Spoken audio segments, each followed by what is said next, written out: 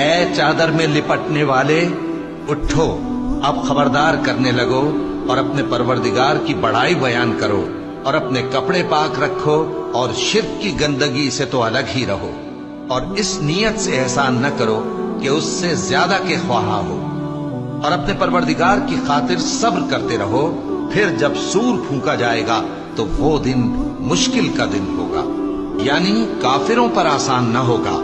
مجھے اس شخص سے سمجھ لینے دو جس کو میں نے اکیلا پیدا کیا، اور میں نے اس کو بہت سا مال دیا اور ہر وقت حاضر رہنے والے بیٹے دیے، اور اس کو ہر طرح کے سامان میں وسعت دی، پھر بھی لالچ رکھتا ہے کہ میں اسے اور زیادہ دوں۔ ایسا ہرگز نہیں ہوگا، یہ ہماری آیتوں کا بڑا مخالف رہا ہے۔